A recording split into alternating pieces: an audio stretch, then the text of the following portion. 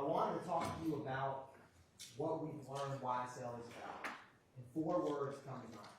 The first word, deception, intimidation, destruction, and death. Deception of the youth who get enamored with what is presented publicly and then deceived when they become a part of the criminal enterprise. Deception for law enforcement to not uncover the actions that they commit, and deception in this very courtroom with witnesses that have sat right before you to try to continue that enterprise.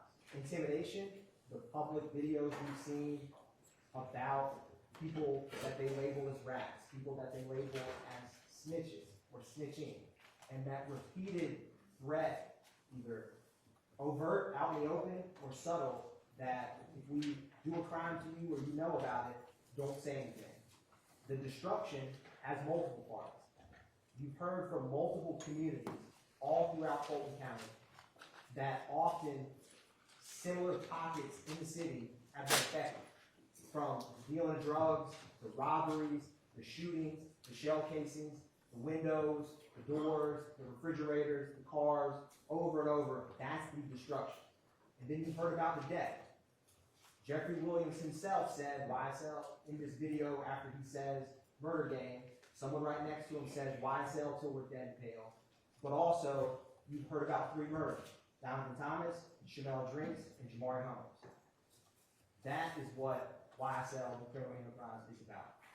Now, I'm going to talk to you about Count 1 RICO and Criminal Street Gang. And so, when I am complete, at the end, Ms. Hilton will come up and talk to you about the murder of Donovan Thomas and the murder of Chanel Drinks and the remaining counts. Now, what I just said is not just my words.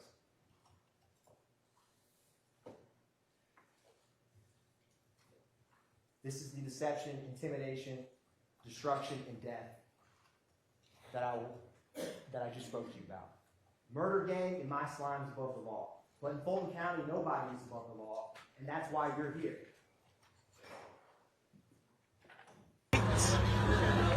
Y'all already know why I said we dead and pale, bitch. Murder gang, bitch. Yeah. Slick. Original. No cap. No cap. And we actually free. You know that. Niggas always free. Those are their own words, murder gang. What they are publicly stating that the enterprise and the street gang, and I may use both of those terms interchangeably today, are about. I don't think y'all niggas got more than us is dead now. This in your video? There's a we and a us. He's saying the only thing that they have is more people who are deceased, which is saying that we don't. And the they, I argue from the evidence we've been presented amply throughout this trial, is their rivals, their ops.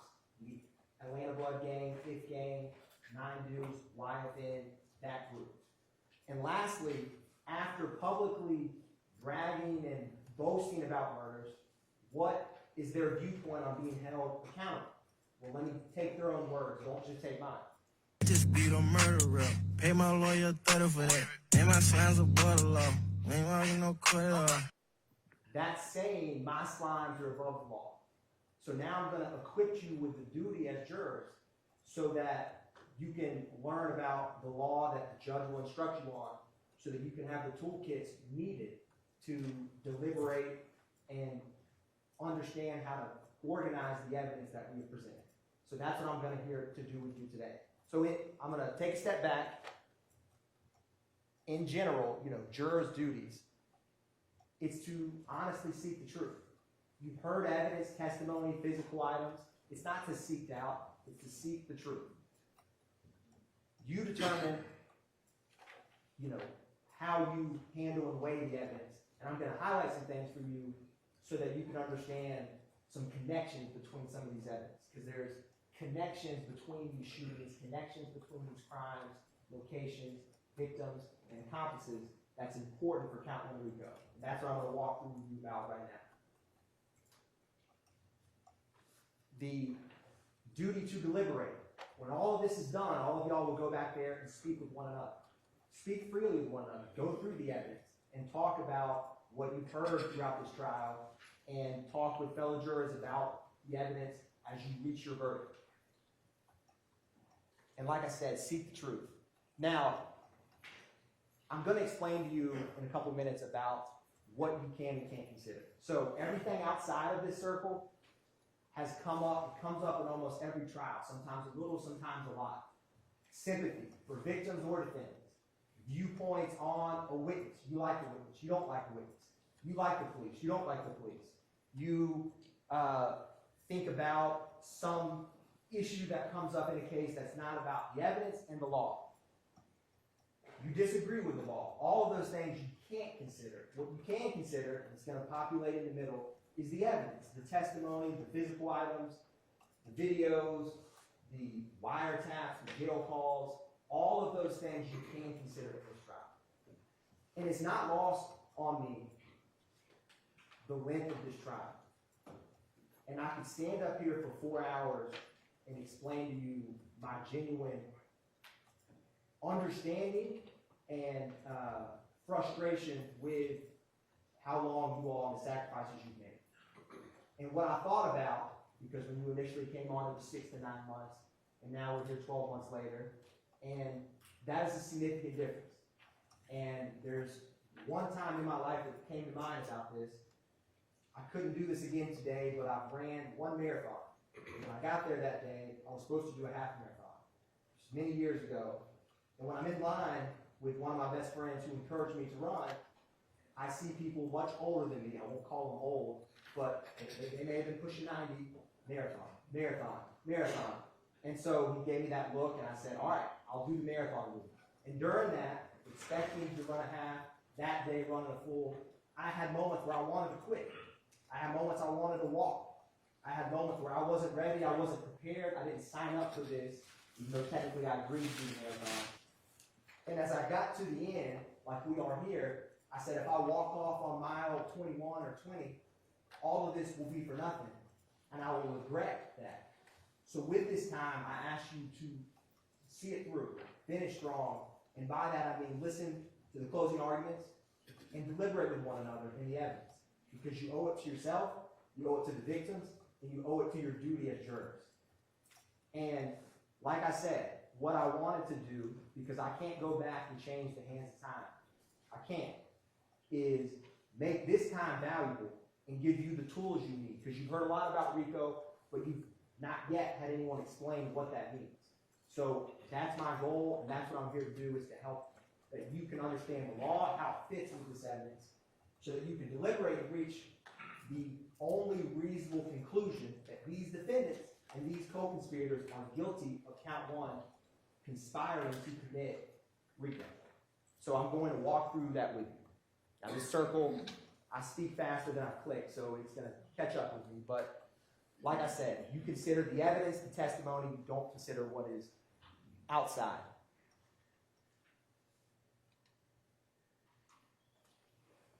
Now, burden of proof. The state has always had the burden of proof, to prove beyond a reasonable doubt.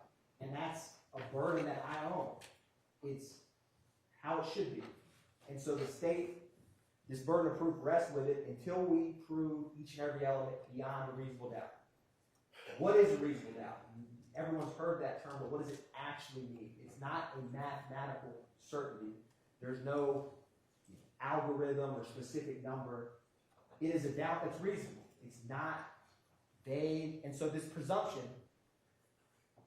I use a cloak, right, where you're presumed innocent. Everyone is. Until the state has proven your guilt on whatever crime, in this case, RICO, murder, street gang, beyond a reasonable doubt.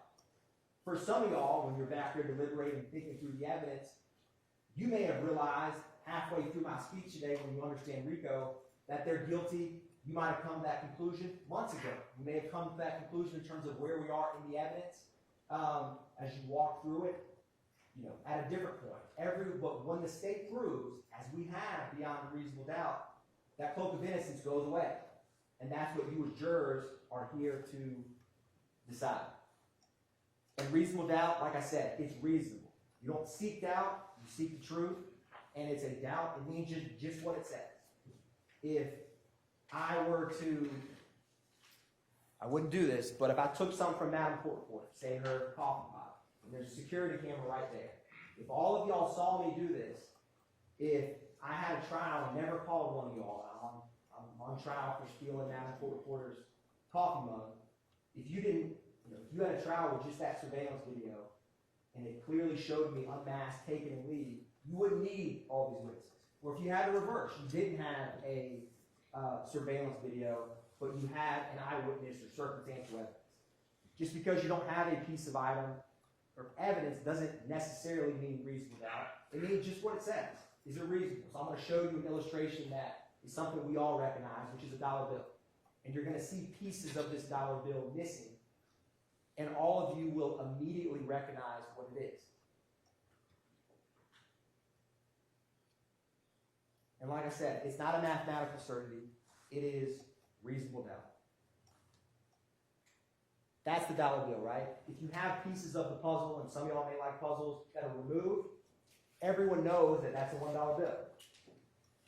There's no reasonable doubt that that is a $1 bill, even though almost 50% of it is gone. That's just a visual illustration to prove the point. Direct and circumstantial evidence. So direct evidence, physical items, it's what's said in this witness box before you, personal observations, that's all direct evidence. Circumstantial evidence can be cell phone records, where people are within a general radius, ankle monitor data, what someone's actions afterwards, who's calling who, who's texting who. That can circumstantially prove and lead to a conclusion. Whereas, and you can use both. The law doesn't weigh direct or circumstantial more or less than the other. And then in trial, you're going to use both. And you always have your common sense, which you always have brought with you each day and can use when you deliberate to make reasonable deductions from both direct and circumstantial. They play off one another. Like I said, these are all direct evidence. Just think what you saw, what you heard. If you were to physically touch a firearm or a shell casing, that would be tangible evidence. That's all direct. A good example for circumstantial is, imagine every once a week, twice a week, you all go and pull and pump gas. You pull up to the pump, you know your car has the E, it's flashing red. You go, put your credit card in, or you walk inside, you come out and you start pumping gas. And then when you leave, when you put your credit card in, you hear it kind of click loudly, you know it's done, you put it back in, and you drive off, and all of a sudden what was on E is now on full, right? You never saw the gas go inside, but you know, circumstantially, that your car tank is full. That's a classic example of, you may smell gas, but you never actually see it. You could, but most of the time you don't. That's circumstantial evidence. It can be quite strong, like in that example. So it doesn't have any more or less weight than any other piece of evidence. Testimony of a single witness, if believed, is enough to establish a fact. Take Tarabia Hill, Act 61, the armed robbery that Christian Eppinger did with YSL on his face, unmasked. If you believe, and I can't vouch or tell you the credibility of the witness, that's for y'all to determine. So if you believed her testimony, that's who robbed me, this is what he took, and then he drove off, a testimony of a single witness is enough to establish a fact. In that case, with her testimony, it would be every fact of armed robbery. So that's one example of a single witness can establish. Sometimes it's only one fact. Where is someone? Where is someone not? But in that case, that testimony would be enough to establish the elements. So keep that in mind, because testimony is important. Like I said, you determine credibility. So you got to ask yourself, why did certain people testify how they did when they said this? Now, I'll argue you think about what people said before they were indicted, before their friends were indicted, before sitting in a courtroom with you and people that they know well. What do people say when no one's looking? On a wiretap, on a jail call. That, to me, is quite illuminating of how they really feel or think. Think about why people would testify how they did. Why people would either genuinely not remember or act like they don't remember. I'm sure all of y'all remember quite well my with a gentleman, D'Angelo White, right? Where we played a 911 call where he says this is D'Angelo White. He wouldn't even acknowledge that, and it was a lot of back and forth. Why would he not come in here and testify about his friend, Dexter Montgomery, getting half of his head shot off when he was a kid? And he called 911. Why? You determine that. Now, I have reasons I'll explain to you why, but think about that. You can use common sense. Y'all been sitting right here, and there's a reason you're closest to the jury box, because y'all are the determiners of credibility. And y'all know and can think of examples as I'm talking right now throughout this trial that you've seen of that. Who doesn't have an interest, right? You have some, I'll use, someone from the Georgia Bureau of Investigation, right? They come in, they test an item. They don't usually know the defendant. They don't know the case. They're just doing their job. They don't have, in my opinion, any stake in one outcome or the other. They don't know. A random citizen, or Doug Bailey talked about the ankleometer data. He's just reading the data. Those kind of witnesses, I argue to you, can be quite credible because they don't have anything to gain. They have nothing to lose. Think about people who do and how that would have impacted their testimony. Their opportunity for knowing facts. If someone hangs out with one another, like Quindary Zachary, you saw all these photographs in 2015. He's in photo after photo with Shannon Stillwell, Monte Kendrick, Mikion Garlington. If someone interacts daily with someone, it's probably reasonable that he would know what they're up to, that they would confide in him. Versus if you had someone who only hung out with somebody one time, probably wouldn't be reasonable they'd know all their deepest, darkest secrets. That's just common sense, but things to think about. Now, I'm going to give you an example. So, nigga, a lot of they mama, a lot of they kids, a lot of they brothers and sisters didn't get ready in the courtroom and tell the God honest truth. Fuck, nigga. Don't get it. Fuck with you, bro. Y'all niggas need to get fucking killed, bro. You snitching bitches. From me and YSL. That's what's said outside of the courtroom. These are all witnesses who testified that were either co-conspirators or indicted on this case. And ask yourself, you could know it just as well as I right before if the state would ask, is YSL a gang? The words music group, you know it's about to come off, or I've never heard of that. I said gang, G-A-N-E. I didn't say G-A-N-G, even though you just heard them say gang. Think about that and why people would come in here and think about what they said. I mean, when Darius Zachary said that these two defendants confessed to him to murdering Donovan Thomas the night of the murder, you don't think he's going to come in here and back up off that? Think about Wooney Lee, the bragging or boasting about the murder. We put that on your tombstone. The things he knows when he's sitting up here don't sound good in a trial of his friends, fellow gang members, and co-conspirators, so he's going to back up off of it. Think about Walter Murphy. Antonio Sledge. When he did his plea agreement, said that he had knowledge that someone was involved with the murder of Donovan Thomas, but then backs up off of it, right? He gives why. Think about why. And think about, they know the feelings that these defendants have about people who come in and tell on them. And sometimes they slip up. If you remember Antonio Sumlin, who testified pretty recently, he didn't know Wooney Lee's name. So he said, what's his slime? And he changed it. He stopped. He took a little pause and he meant what is his nickname. So he said, what's his slime name? Those kind of clues or slip-ups, remember those, because they're important. Here's another example.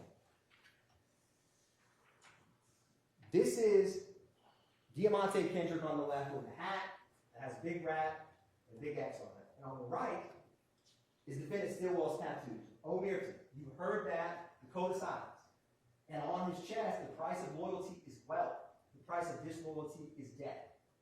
So these witnesses who say incriminating things about them in a police station or outside of court, when they come in here and are sitting in a witness box 10 feet from them, how do you think they know this?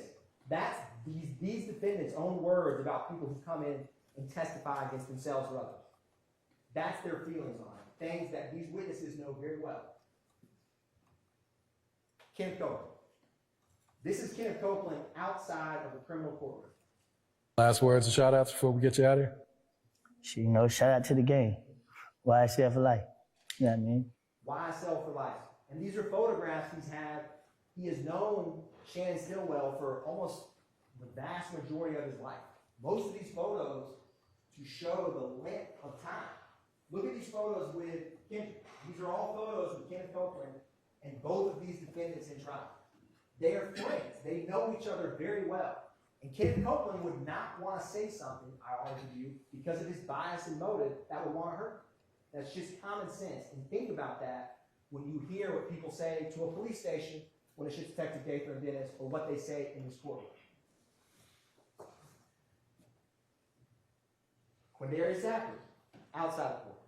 Yeah, big Bruce Knight, slime takeover. Oh, fuck you mean? I got all my niggas with me when Bruce Knight. Nigga, where we at, y'all? Bruce, yeah, nigga slack. Nigga, fuck wrong with y'all, nigga. Plenty ammo for you monkey niggas. Yeah. Big guns, we bleeding right now. Slack. Now that's a video from May of 2015. Roughly February, March, April, 4 months after the murder of Donovan Thomas. That's what Quindarius Zachary's saying. You don't think he knows who did what? I argue to you. And then when he comes into court, right, he doesn't recognize a snake emoji, or he makes jokes about the color green, things that he thinks will hurt them. You all pick up on this. I saw you write notes. You can see their reaction. You can see if someone's uncomfortable, comfortable. All of those things you all are equipped with and can use when you weigh testimony. Parties to a crime. This is a principle that's going to come up in this case. Parties to a crime. Think about this. 4 people go to rob a bank. One of them is the getaway driver. One of them, I'm going to go run in and get the money. The third one's going to go in and do a distraction. And the fourth one has a gun in case it's needed. The driver never gets out of the car. They get to the bank. The guy goes in to get the money. The security guard realizes it's a robbery, pulls out his gun, and the guy with the gun behind him shoots and strikes the security guard. And then they all 4 get away and leave. As parties to a crime, they all played a role or a piece in that crime. So they would all be legally guilty of that murder if those facts came out into a trial. So party to a crime, it's not necessarily the person who pulled the trigger. It could be the driver. Now, this is going to show you an illustration of what I talked about, because this isn't at first stick out. So you have 4 people playing in a bank robbery, all with different roles. And if it was either intentional murder or, say, the security guard shot and killed one of the robbers, it could be a felony murder that comes up. And so all of them would be guilty in this fact pattern of that. So in this case, what Copeland and Zachary say about defendant Kendrick is he was driving the Infiniti Q50. If he's driving that Infiniti Q50 while Shannon Stillwell, Demise McMullen are shooting 7.62 and 9mm shell casings into the body of Donovan Thomas with Justin Cobb doo-wop, that's party to a crime.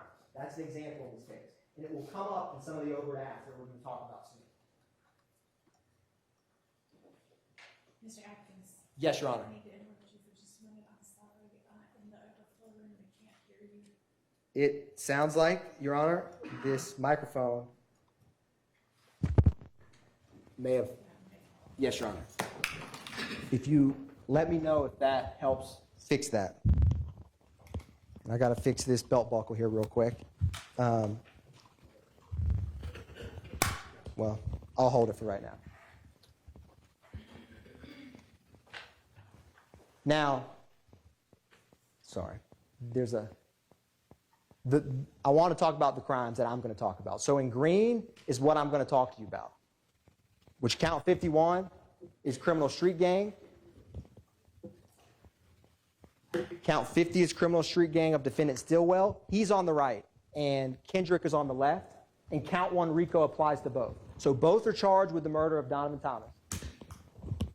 Kendrick has this count 57 participation in criminal street gang activity for the marijuana and firearms, like street gang activity during the commission of a felony for the May 9th, 2022. These street gang charges, which I'm going to talk to you about at the end, pertain to the murder of Shamel Drinks, a gang-related murder that the evidence has shown Shannon committed along with Demekion Garlington, Miles Farley, and Quarmavius Nichols. But first, I'm going to talk about RICO, which is count 1, which both are charged with. So I want to talk to you about conspiracy in general. And I definitely think the microphone's working now, Your Honor. So one crime, you rob someone, you do an arson, you would look at that case, did they go and set fire? Did they go and steal? One specific place, time, and perpetrator. You've already heard about a conspiracy to do armed robbery when I use that bank robbery analogy. RICO is no different in terms of this. The general concept is they're charged with conspiracy to commit racketeering. So I'm going to have to explain to you what is RICO, what is conspiracy to commit RICO, and then you as jurors, with the evidence that have been presented, will reach the only reasonable conclusion that they're guilty of that count. But you need to know what RICO is first. And there's two ways to violate RICO. So what I'm going to do now is I'm going to take it bite by bite through RICO so you can understand the two ways that RICO can be committed and what conspiracy to commit RICO is. And we'll walk through this together.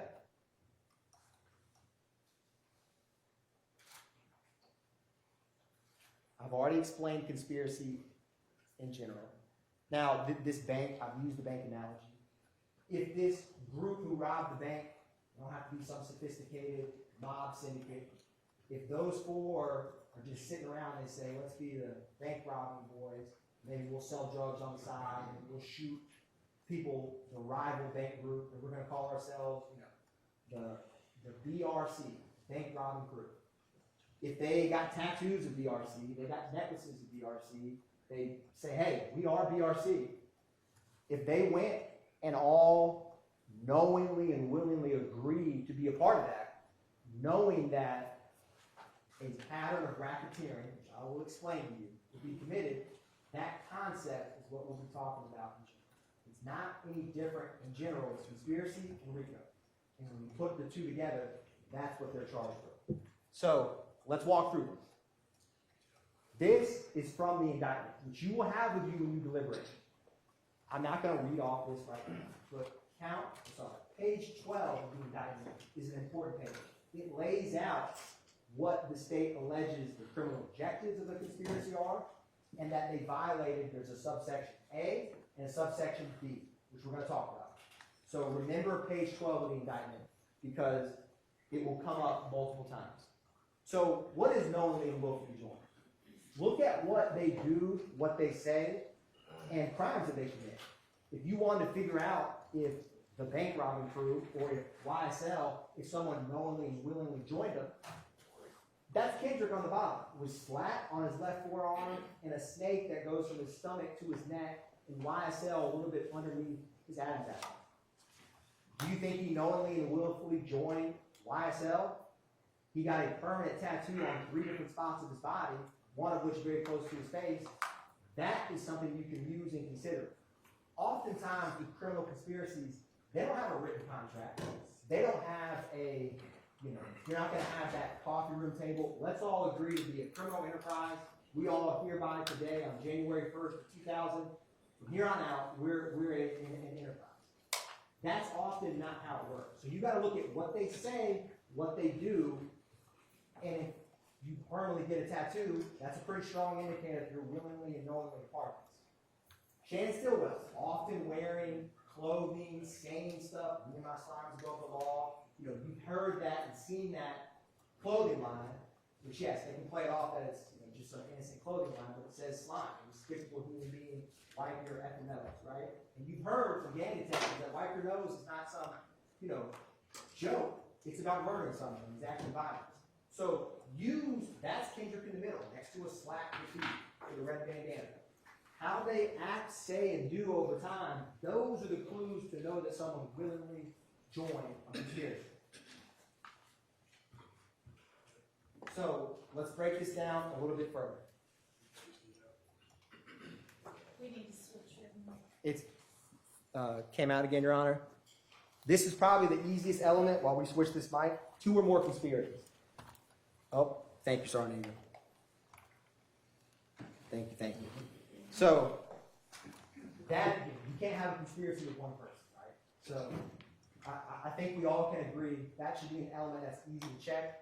You've heard from ample, it doesn't have to just be the 28 indicted co-conspirators. You will see in that indictment that it states on page 12 that it also includes unnamed or unindicted co-conspirators if you find that they're part of the conspiracy. So keep that in mind when you go back and deliberate. But yes, one of the elements, beyond a reasonable doubt, is 2 or more. I think that element, I'm not going to spend any more time on that one. You've heard from ample people you've seen in the witness stand that are 2 or more of YSL. This just illustrates that point. Now, agreement. This is another important element of RICO to kind of understand. How do you know that someone agreed? Like I said, it doesn't have to be expressed. It doesn't have to be where did they sign the YSL ledger. I'm going to join. I'm in. You rarely see stuff like that. There's no such ledger in this case. It's mutual but unspoken understanding. I say actions speak louder than words. If you want to know how someone believes or if they agree, what do they do? So I'm going to show you some examples of agreement. And a lot of the evidence that I'll talk about, it has multiple purposes. So we will talk about and you will see what can prove agreement can also prove if they knowingly and willfully join.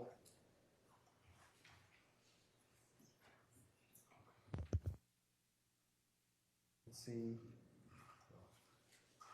I'll keep working on this now. So, You can just hold one. yes, Your Honor. Sounds like it's working now. So, what else can you use? Remember we talked about circumstantial evidence? So, circumstantial evidence inferred from the nature of the acts done, relation of the parties, and the interest of the conspirators. What do they have to gain? Is it for something to further the group's interest? How do you know someone agrees? Look at what they do. And I argue to you that the evidence has shown that they've all knowingly and willfully agreed. Take where we started, or take the 2 murders. Shannon Stillwell, January 10th, 2015, murders Donovan Thomas. March 14th, 2022, Shannon Stillwell, with 3 other YSL members in both times, murders Shamel Drinks. If you have to ask yourself, did he knowingly and willfully agree to be a part of YSL criminal enterprise with 2 gang murders? That's an easy question. That's the most clear example of if someone murders a rival gang member twice, I think it's pretty clear that they knowingly and willfully agreed, regardless if they signed on the dotted line. Same with other crimes and acts. That same shit that got Biggie and Tupac killed, little fuck, nigga. Pussy ass nigga, get your bitch ass killed. YSL for life, nigga. Yeah, Can't come that line. Hey, gang, you bring your pussy ass down here, you gonna see me. I'm at your fucking neck. Fuck anybody. So again, what do they say? I mean, this is Kendrick and Wooney Lee. You know, you have all the Make America Slime again. You have Kendrick with YSL pennant. And you have Shannon Stillwell where someone in the background says YSL for life. That's just one example. You've obviously seen and heard from multiple. But what do they say? What do they do? Are they publicly or actively or oftenly saying, yes, I'm a part of this YSL, there's an us and a them? Yes. I think it's pretty clear that they have. Now, some of this I've talked about, actions or evidence. So let me give you a concrete example we saw just a couple weeks ago with Viverito. So, YFN Lucci flyer. This is from Marquavius Huey's phone where him and Jeffrey Williams, they send the text message, the flyer of Lucci. In 6 text messages, this principle of agreement, you're going to see agreement in action. This text is about to come up where all that's said, right? Flyer, Jeffrey Williams says, where's that at? Claremont, slatty handle, stay very low, slat for sure, been out the way. They didn't say murder. They didn't say stab. They didn't say shoot. But in 6 text messages, it's readily clear that they're talking about enacting violence on YFN Lucci.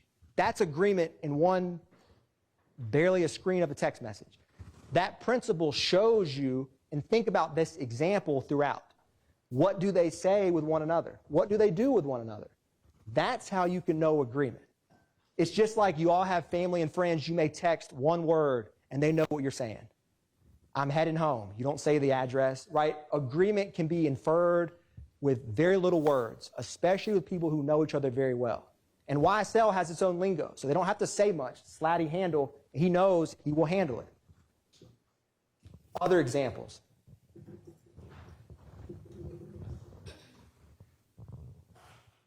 what it does not require. I've covered most of this. You know, it doesn't require, like I said, physical meetings, even though we have that in this case. Knowledge of the details of the conspiracy.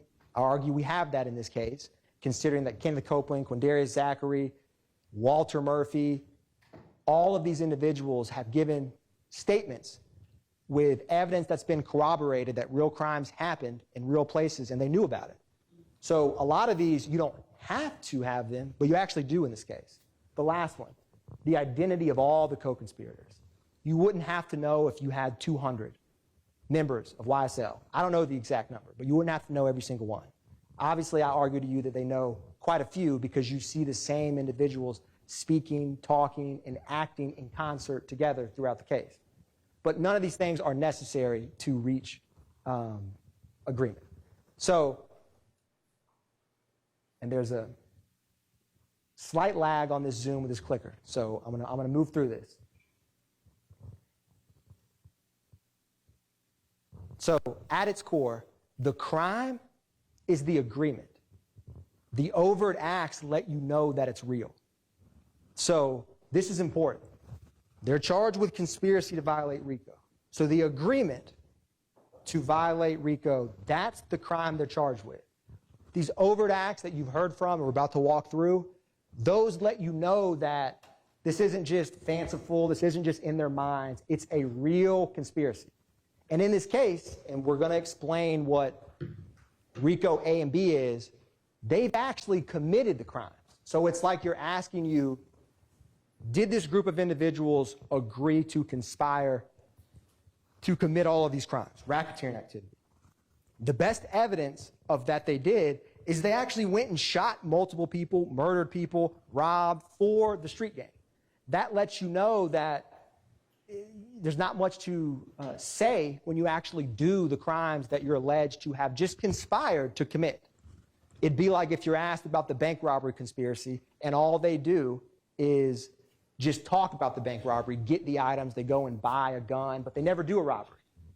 Fast forward, they've done 20 robberies, 50 robberies over a decade, and you're asked, did that group of bank robbers intend to be part of a bank robbing crew? You'd obviously say yes. It's common sense because of what they actually did. That concept is important. Like I said, the overt act lets us know that the conspiracy is alive and well. And I'll argue to you, going back to credibility, the conspiracy is alive and well in this courtroom with deceiving in this witness stand. So this is just a visual explanation that you have Shannon Stillwell, Diamante Kendricks, and some, I didn't list all the photos of people you've seen, but this, the criminal enterprise, visually depicted. So let's walk through what an overt act is. So joint objectives equal joint responsibility. This is like a partnership in crime. Now, to find that someone's act is all the co-conspirators are on the hook for it, so to speak, any act done by any co-conspirator to further the criminal objectives is what counts. So if they're going to shoot a rival and you find that, yeah, they did shoot that rival and they did it to help YSL the enterprise, if that act and you find that whoever you find is part of that conspiracy, it's like they're all one and one for all. So each co-conspirator is responsible for the acts of others that are naturally and necessarily done to further the enterprise.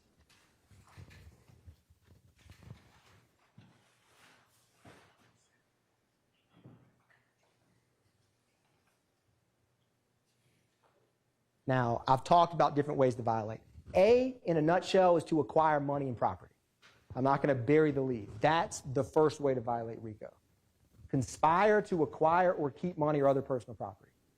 B, they both have conspire, and they actually have 7 elements each, and I believe 5 of the 7 are the same. So I'm going to explain a lot of these elements we've covered. 2 or more conspirators is one. So conspire to participate in the enterprise through a pattern of racketeering activity. If you find the defendant, and on your verdict form it will say the defendant violated subsection A or subsection B, conspired to violate. So I'm going to walk through what is A, what is B, They don't have to actually have committed A and B, although in this case, I believe that they have, as I'm going to show you. You just have to say, did they ever conspire? And remember these principles I talked about. The unspoken words, what people do and say is the agreement, or you're not going to have that magic conference room meeting, so to speak, that's all captured where the conspiracy gets hatched. So let's walk through this. We're going to start with A. Keep it easy, keep it basic. And you're going to notice that when I talk about A, some of the acts can actually meet multiple ways. So you're going to see that certain evidence can actually impact multiple ways to violate RICO. So let's talk about subsection A of the RICO Act. Knowingly and willfully conspired with two or more co-conspirators to acquire or keep money or other personal property through a pattern of racketeering activity. I'm going to explain pattern of racketeering activity. It's two or more crimes that are explained and listed, and you will be instructed by the court on what they are, that within 4 years. And any of the co-conspirators committed an overt act with at least one in furtherance of the criminal objective, and at least one has to be after May 10th, 2017. So that's A. I'm going to walk through some examples of A, and we're going to take this bit by bit. Armed robbery, Arshillian Bennett. Walter Murphy, Jeffrey Williams. May 13th, 2013. You heard from the officer where she walked with her child from 988 Confederate Court to that zone precinct to report a crime. That takes a lot of effort and time. So I'm going to use this top one while that bottom screen comes back.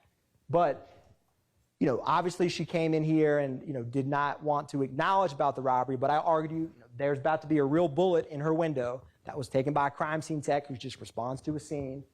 That is 988 Confederate Court, which comes up that address and area multiple times. And she said that she told the officer at the time, her Kel-Tec, the money, her purse was stolen. Acquire and keep money. Now, Walter Murphy, Jeffrey Williams, and she said someone that she didn't know, Jeffrey Williams' brother, that's multiple people doing it. That's one crime, one act. But when they work together, it's much easier to get property and items. And no one expects Ms. Bennett to come in here and testify. Certainly not back then and certainly not now. But that is an example of acquiring or obtaining money. It's robbery. Derek Dotson, also in 2013. This is 5 through 7. Adrian Bean, the coin laundry, where Miss Marissa Cisneros' car flew over the ledge. I mean, Adrian Bean sat here for what felt like an eternity and didn't remember entire years, but he flew over while driving a car over a 6-foot embankment. Why did he not remember any of that? Just think about that. I think the only thing he said is that memorable moment where he's like, keep it a buck, and he took his mask off.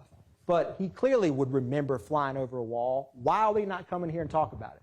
Now this, again, Walter Murphy, Jeffrey Williams, that's the location where Leonard Pass's car, which is that gray Dodge right there, is parked, Summerdale Apartments. Obviously, this is in the Cleveland Avenue area because often these crimes are committed in same locations, which will come important later. These are the firearms that they recovered from the car and then this is Mr. Derek Dotson, and you heard from Leonard Pass, who was with him. That's the car that was crashed underneath. And then this is a picture with Walter Murphy, Jeffrey Williams. At the time, he's throwing up rock crew. And if you remember, the background behind this is this slime in kind of green and black font. So, again, it's two YSL members acquiring and obtaining, trying to rob Derek Dotson. And again, they're working in concert, working together. Ms. Taravia Hill, Act 61. She's just at her apartment complex, and this car, and if you remember, she only could recognize or ever identified Christian Eppinger, but there was 2 cars and multiple males with him. We don't know who these people are, but I think from what you've heard in this case, it's reasonable to suspect he's working with other people to do the armed robbery. Because again, it's hard to rob someone by yourself. So working in concert, that's Ms. Hill, that's her apartment complex in present day, that's Christian Eppinger from his public posting a firearm on social media, That's her wrecked car after it's found later. And where does the car go? From where Miss Hill lives to Cleveland Avenue. Where do the guns and the Infiniti Q50 from Diamond Thomas go? They go to Oak Drive, where O.G. Bentley's house is. Common after crimes, they go to the same location. That's important because these same victims, same accomplices, same pattern is important for RICO. So keep that in mind as we walk through this. And he does all of this with, and it's hard to see from here, YSL on his face, no mask. She said, I can't remember if Miss Hill said I wore glasses or didn't wear glasses, but her eyes are working just fine. And he had nothing covering his face. Think about it. If you walked into Winn-Dixie with a nameplate that said, hey, I'm Christian Atkins, I'm here to rob you, no one would do that. So why would you publicly have the gang on your face when you do a crime? Because a face tattoo could stand out. Because they want people to know. You want the notoriety. You want the fear. Who robbed you? YSL. She doesn't know his name. Think about that. You have multiple people. And Walter Murphy, for those, I don't know the date Walter Murphy got his face tattoo. I know Ebinger had it for this. But Walter Murphy has a YSL on his forehead, right? So think about that public display of allegiance to the criminal street gang and when you in enterprise and when you commit the crime, because that's important. Now, stolen firearms. I'm not going to show you or bring out every firearm we've introduced, but there's a lot of stolen guns. Think about, we don't know where all those guns came from. Sometimes you heard from the person whose home was burglarized or car was broken into, and you said, yes, this was a report from this location. But, you know, you add these up, it's a decent number of stolen guns. These are all overt acts. You know, Jeffrey Williams, the Sig Sauer, September 9th, 2013. Defendant Kendrick with Arnold when they were riding back into near Trestle Tree Confederate, the same location Miss Bennett lived at, right? On October 1st, 2015, after Martinez Arnold got jumped at Magic City. 40 cal stolen. FN 57, that is the stop that Officer Fikes did of Jeffrey Williams and Sergio Kitchens. Why are all these stolen weapons from 2013, 2015, 2017, 2018, 2020, 2015, and 2022, you heard from Detective Liam Packer that it was some train theft from the ATF, that a cargo shipment. That's acquiring or maintaining property, stolen guns. Ask yourself where all these stolen guns come, and you've seen, like when Quindarius Zachary is arrested with the gun on May 7th, 2015, that came back with Nibin when Kilgore testified to the shooting of Miss Frida Reed's house. When it matched that, the guns exchange hands. The guns move around, and stolen guns are harder to trace. That's acquiring and maintaining property and evidence of it. I just included a couple photos because we have a lot to cover, but that is stolen property, all tethered to A. In 2022, right, this is the gun that was reported stolen that right before they went to the house on Meadowlark Drive, it was thrown out and recovered, and it came back stolen. Again, stolen weapons from as far back as 2013 to stolen weapons as recently as 2022. There's common patterns that indicate that they get stolen firearms quite easily. Subsection B. This is where all the violent acts come up. So the first objective, and your indictment's not going to have numbers, is going to be conspiracy to violate subsection B with state's objective of murder, aggravated assault, and threats of violence. So we're going to walk through some of these so I can explain to you why they further the criminal objectives of YSL. So, simple definition, while associated with an enterprise, YSL, they knowingly and willfully conspire with one or more co-conspirators to participate in the enterprise through a pattern of racketeering activity, and any of the co-conspirators committed an overt act after May 10, 2017. If you notice, other than what's in green, everything's the same as A. So these same factors and principles will come up for both.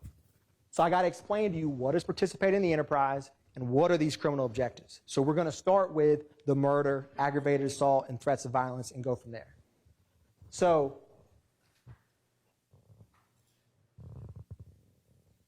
again, page 12 of the indictment, it outlines the conspiracy. I'm not going to read all this for you now, but it states the Young Slime Life enterprise and what the criminal objectives are right after it. That's where you can find it on page 12 of the indictment you're going to have. These are these objectives. I've removed them from the indictment, but we're going to start with the first one. Murder, assault, threats of violence. And then we're going to talk about robbery, theft, unlawful sale, and distribution of drugs. So let's walk through this together. I just wanted to show you a brief visual of how you're going to have the indictment with you and can look through it. So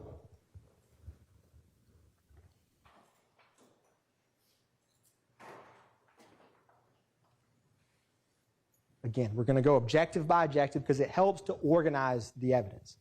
And objective 1, murder, assault, and threats of violence. So you've heard about pattern of racketeering activity. What is racketeering activity? The good news for y'all is the indictment, anytime you see, it will state, which is an act of racketeering activity, and then it'll cite a statute. This is what explains what racketeering activity is. This is the murder of Donovan Thomas. And you'll see when you are deciding, which is overt act 16 through 20, is the murder of Donovan Thomas. When y'all are back there and saying, I want to figure out if something's a pattern of racketeering or figure out if an overt act is a racketeering activity. That will tell you. That's your snapshot. So just look. This is overt act 17, which is the murder. 16 is when Jeffrey Williams rents the vehicle. But when you see what's highlighted, you'll know it's racketeering activity. So I just wanted to show that for you. And then we're going to walk through this now. We're going to talk about Donovan Thomas first, overt act 16 through 20.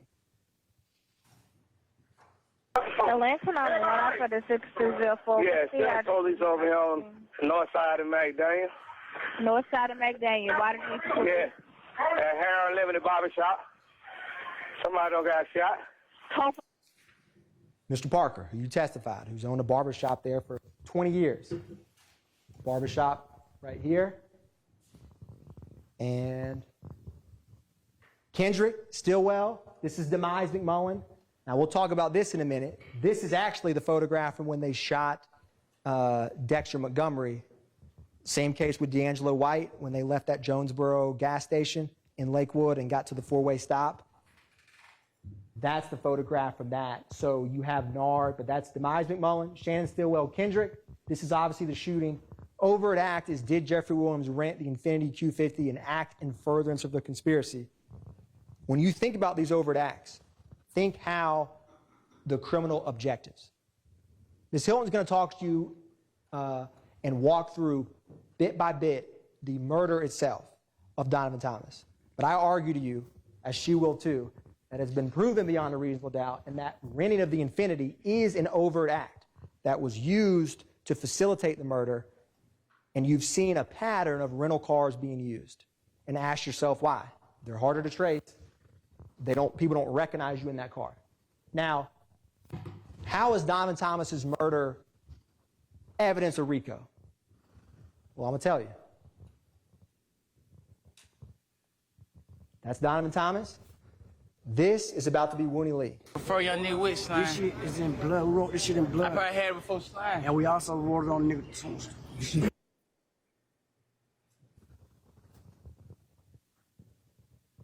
We wrote it on a tombstone. And that's Donovan Thomas's gravestone. And when Miss Edmonds, who testified to you about recognizing that, she didn't wipe graffiti, she didn't wipe paint off that tombstone. She wiped a confession. And that confession says SLAT, because that's who it's for, that's who it's from, that's who publicly has acknowledged that murder since it happened. YSL, the criminal enterprise. And that same SLAT in green handwriting, Defendant Stillwell is posting in,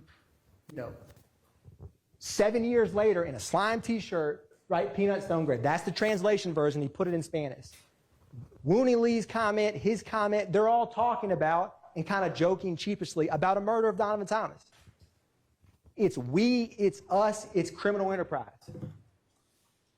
Now, we talked about Kendrick's tattoo, which is about to come up on his left forearm. I don't know when he got this tattoo, when the Zoom works with me and it comes up. I don't know if he had that tattoo of SLAT on his arm while he's driving the Infiniti Q50 past 330 McDaniel Street and Nard and Shannon shot and killed Donovan Thomas, but that same green SLAT ends up on the gravestone. It's not a coincidence. And they're telling you that they did it and they just don't care. Because as you said when we started, slimes are above the law. But they didn't think about you.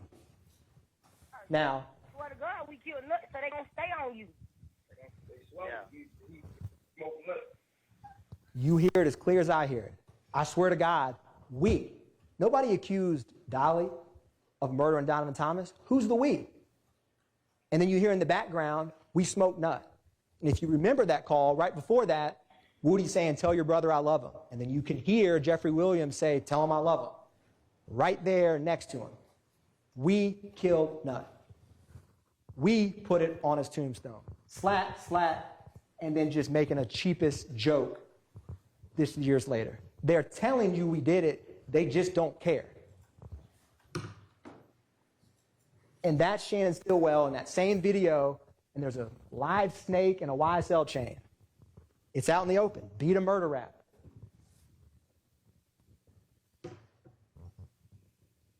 Now, we're going to turn to Jamari Holmes next, and I'm going to explain to you why that murder that Rodelius Ryan and Damon Blaylock did is in furtherance of the YSL criminal street gang, which is Overt Act 79 through 81, February 23rd, 2019. That's the vehicle that 15-year-old Jamari Holmes was in. This is Rodelius Ryan. This is Blaylock throwing up YSL, which is also an overt act, that public display of allegiance. That's going to come up in just a second. That's Jamari Holmes. You're going to see the message where, where Mariah leaves and she says, or not Mariah, but Brazy, as they called her, text and DMs Ryan and Blaylock and says, they know about Ryan but don't know about you, and allude to Mariah snitching on them. That snitching comes up repeatedly. This is the projectile that was in Jamari Holmes' head that was fired from weapons that Rodelius Ryan and Damon Blaylock shot while they were hanging out with females in Cleveland Avenue. It came to 50 Mount Zion. And then I want to ask you, this is that message. All again, talking about snitching, trying to not get caught. Now, how do you know why Ryan did it? What does Ryan think about this murder? Is he remorseful? Is he sad? Well, here's him that same day at 5 o'clock. So that's the 911 call at 4 in the morning, not 4 in the afternoon, February 23rd, 2019. That YSL makes the news FaceTime. You've heard repeatedly about the FaceTime. I argue to you when he says that YSL makes the news, Fox 5. So he's telling people without having some plausible deniability of no one's going to know what I'm talking about, YSL makes the news. Now, what does he do 5 hours after this? Let's find out. Block life. Block life knowing again. 250 knowing again. Bet y'all pussy nigga can't come up here in that block. Yeah, no cap. Kill a ride, gonna shoot at your fitted. That's no cap. Pussy He's gonna shoot at your fitted, and that's the fitted cap that Jamari Holmes wore on his head when he was murdered. That is bragging about the murder. YSL makes the news, and then he's on the quote-unquote block, right? And he's throwing up YSL. Is it a coincidence that this guy he's with says, Little Rod will shoot at your, don't come on this block, and you have Bernard Mitch and all of them who weren't from that neighborhood come over to 50 Mount Zion, he will shoot at your fitted cap. And there's a literal fitted cap from Jamari Holmes' head with a bullet hole in it, and that's his skull with a bullet hole in it. This ain't, murder gang isn't some facade, this isn't for clout, this is real life. And this is the bragging and the boasting above the law and proving that they're doing it for the street gang. They're telling you, nothing I've said so far with these two murders is anything but their own words. March 14th, 2022, Shamel Drinks. I think it's amply clear that this murder is gang-related. It's to further YSL. You've heard about the Nibin matches, the double homicide of Christian McMiller and Darius Ford. You heard op hunting, all of the way that Garlington and Shannon talked about getting revenge. And what happens? They see an op at a gas station and 4 YSL members in a rented vehicle murdered. And Shannon Stillwell's involved in both. And it's eerily similar to Donovan Thomas's murder. This is the corridor right there, and that is Shamel Drink's vehicle with bullet holes on the same side of his car that Shannon Stillwell's Audi drove up in. It's not rocket science that he did it. The evidence has shown you he did. And it's 100% gang-related. They're both part of the same rival group. There's no evidence about any kind of disagreement or anything with Chanel drinks. They did it for YSL. They did it to get revenge. And this is just a visual representation where Shannon Stillwell is publicly stating, check the score. Because again, shooting and murder is like a scoreboard, but this ain't a sports game. This is the Superior Court of Fulton County, and you can't go shoot people for sport or murder your rivals to up the score. That ain't how it works. That's the Mekion Garlington. There's the Ford Fusion with Miles Farley and with Quarmavius Nichols. Now, aggravated assault. We've heard a lot about aggravated assaults. And in a case like this, you can kind of get numb to the shell casings collected, the damage, but these are acts of racketeering, real guns shooting real bullets towards property or people. What do YSL members say about shooting? Well, let's ask. Y'all know we gonna tour. You better keep your distance. Don't come to no club. Don't come outside. Don't do shit. Stay your ass in your mama house. You better be in your mama basement. You making beats and shit. Don't bring your ass out the house. Hey, look, though. Don't come outside. You niggas soft as fuck. You niggas pussy. Okay. That's their words. Shoot the ops, make them catch on. That's Rodelius Ryan's Instagram that came in when Mr. Howes was sitting right here. And then this is Rodelius Ryan with a drum, a YSL chain, publicly showing it. These public threats of violence, when you're murdering people and throwing up YSL and bragging about it, that has a real effect of people who want to come in and testify or people that ever want to tell the police, period. These aren't just, a facade. This isn't just a movie. This is real life. And they're showing you and telling you what they're about. So I say take them at their word for it. April 12, 2015, Dexter Montgomery. This is important because when you boil it down from what D'Angelo White told 911 and the police that you heard, they were just driving. And it seemed like O.G. Bentley thought that they were following them. They get to the gas station. There's no real reason for this to escalate to where it did. And when they leave the gas station, from Walter Murphy's evidence, Nard and Walter Murphy come. It's one YSL member, O.G. Bentley. Maybe he was paranoid. Maybe someone was out to get him. But it wasn't D'Angelo White.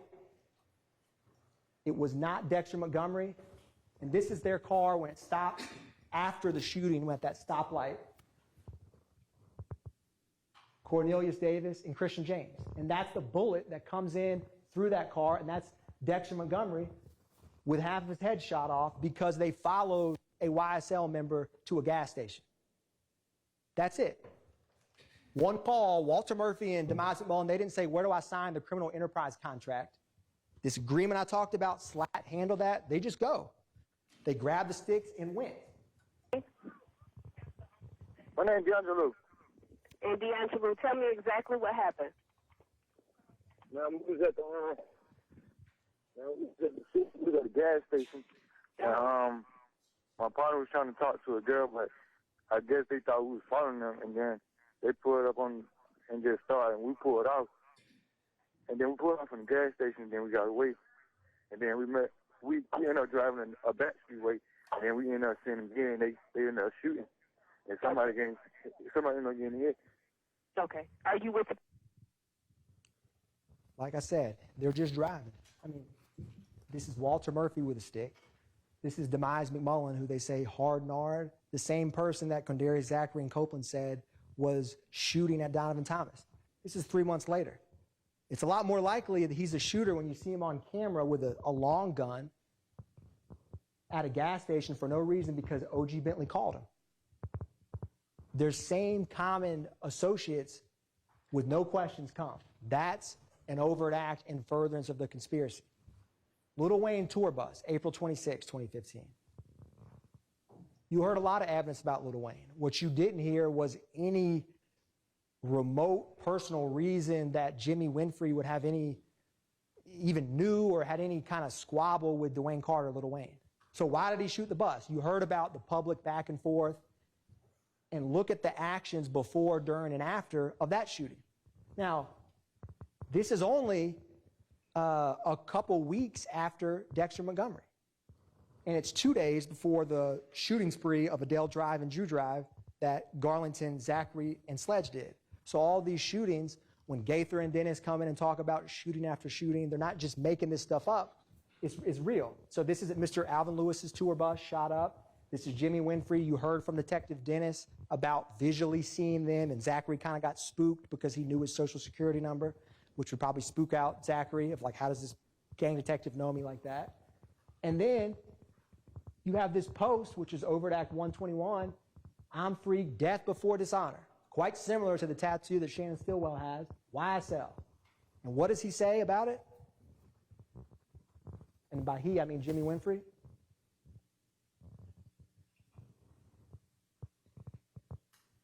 So the thing ain't too. And then another thing, we should let Amina know they got paperwork up in black and white showing, that I work for the company. So now it's gonna look like street business.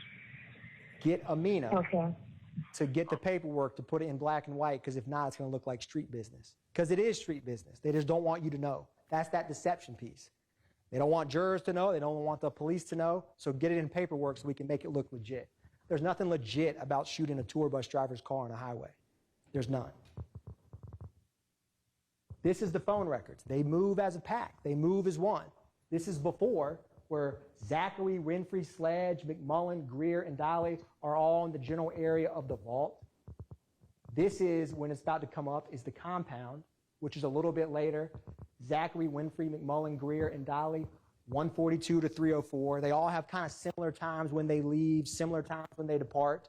And then the last slide is going to be Dolly and Jimmy Winfrey's phone records for when the shooting happened.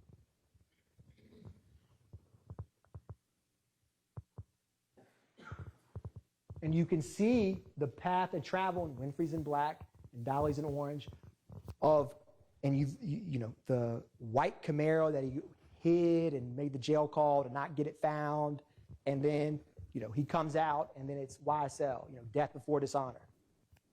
Jimmy Winfrey quite likely did not act alone. How do you drive a white Camaro going 80 down the highway and shoot that many times in a bus? Just think about it. It's common sense. They act as one, as you've seen. This is 2 days later. 3 other completely different YSL members, but all part of the same criminal street gang. Garlington, Zachary, and Sledge. Garlington gets jumped at Club Crucial. What do? They go on a shooting spree. First they go shoot up 1428, then they go shoot up 1903 Drew Drive, back to back to back. This is Miss Bell. And when you talk about, credibility of witnesses, you don't believe Miss Bell's testimony because you like her.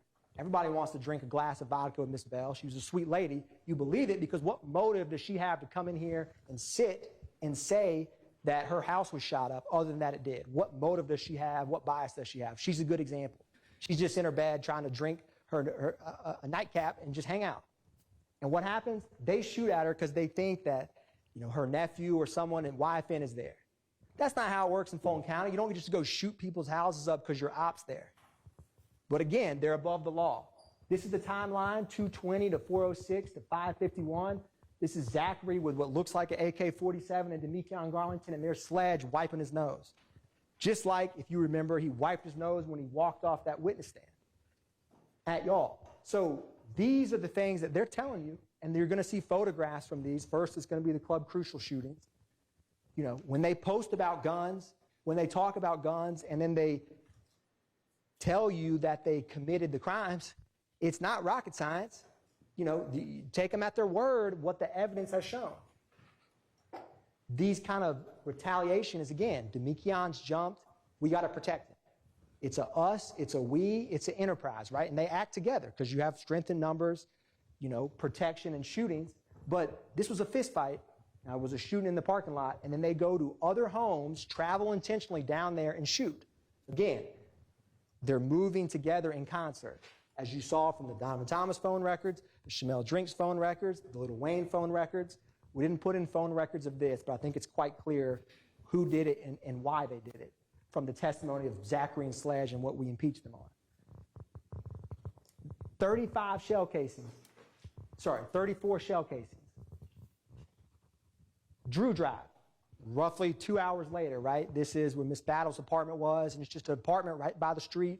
All these shell casings in the middle of the street, refrigerators and ovens shot. All because someone jumped Demekion, and so they go, no questions asked. Again, they don't have to sign on the dotted line. They have agreement, they have knowledge, they act in concert, and the criminal objective is to help the street gang, which is go get revenge. That's the RICO in action. So if you're asked, well, did Kendrick and Stillwell agree to be a part of a group that would commit racketeering activity? Did they agree to participate knowingly and willingly? And you have all these shootings, and you say, did they think that was it reasonably foreseeable, understanding when they joined that multiple shootings would go on with YSL? You bet there is. You've seen it, right? They don't back up. They don't quit. They keep hanging out, shooting, and associating, and publicly bragging about YSL over and over. This is roughly a month minus 7 days from when this shooting spree happened that these two, Garlington and Zachary, do. They can mess with us if they want. We're going to bring them homicide. Take their word for it, because an aggravated assault could be a murder. It just missed. So they're shooting. They're telling you I am. And then they want to act like, oh, I'm just kidding. It's obviously not a joke. It's not a facade. It's very real. Conspiracy to commit murder, which is Diamante Kendrick and Martinez Arnold. Same neighborhood, Summerhill area, Confederate area. They have a stolen handgun and a long gun, and they're riding, yet again, after a fight, and this time it's not a nightclub, it's a strip club, Magic City. And you heard that brief snippet of a jail call where Kendrick's talking about it and talking about how Duke just called him, right? So, again, little questions, little actions, just driving and get stopped in the same area of town where Kelvin Watts and Miss Bennett and YFN Lucci and YFN, all of that area of town. It's not a coincidence. It's the same victim, same area. This red circle is going to be the stolen firearm. That's the long gun. This is Overt Act 111. 5 years later, you have the same two individuals in a slime T-shirt with Martinez Arnold. Again, they're still hanging, associating. And then on the May 9th, 2022 stop, Martinez Arnold and Kendricks are at that house that has all of those firearms and the marijuana out in the open. Nothing's changed except time. Public displays of allegiance. This is the photograph that I believe investigator Griffin, who was the lead detective on T.R. Jones' murder, introduced. Does that apartment complex look quite familiar to the steps of Miss Bennett's? It's because it's 988 Confederate Court, that Confederate Court area. ABG territory, which is, and that's Kelvin Watts, right? And this is where they were headed. And obviously in 2022, they're still trying to shoot and kill, shell kill Kelvin Watts. You see how over time it's the same acts. That's conspiracy. It's just right before you. Now, objective 4. Remember how I said at the beginning, sometimes those stolen firearms or the robberies can play up multiple ways? This is a good example of it. Money, weapons, and other property through acts of racketeering activity. So those robberies and thefts, you could find them as they conspired to violate B, to participate in the enterprise, or A, they conspired knowing that they could acquire and get property a lot easier. Either one. The evidence can sometimes fit multiple. And you have the unlawful sale and distribution of drugs. Now, I'm not going to walk through all of the drugs we introduced or firearms or items. I'm just giving you a snapshot.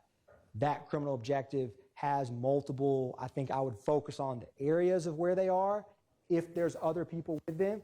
And I think this might have skipped through faster than I anticipated. This is obviously the May 9th, 2022, which is Jeffrey Williams' home. I'm going to go back one. And while that's coming up, I may get some help and put up one of these easels that we'll talk about. Yes, thank you. This just has agreement, enterprise, and pattern. This agreement to be a part of the enterprise, a pattern, and they all flow together, right? So evidence if they agreed, they go and shoot rivals together. We go and shoot the same rivals with the same people together. Evidence for agreement, evidence for pattern. Does the YSL enterprise exist? Is it a loosely formed group of individuals for a same common criminal purpose? All of these three kind of feed together. So this triangle is just a visual way to help think through this. Okay, well, it's catching up with me, and I apologize for this, but what's going to come up next, this is the Green Store, right? This is a picture of Kenneth Copeland and Shannon Stillwell. You have August 23, 2013, where one of the first witnesses, Sergeant Heeb, H-E-E-B, he was with an officer, Viverito.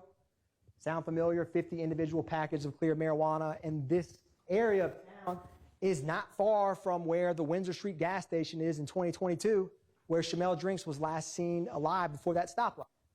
This is Trontavia Stevens' possession of marijuana after a traffic stop where he was with Stillwell. You've seen kind of over the years, multiple, sometimes at around 151 Cleveland, drugs. You've heard about the May 9th, 2022, all of the drugs that were found in that house. This is just a snapshot. These are some overt acts that you could use for this criminal objective of unlawful distribution of drugs. So I just include this as a tip. I'm not going to walk through every one.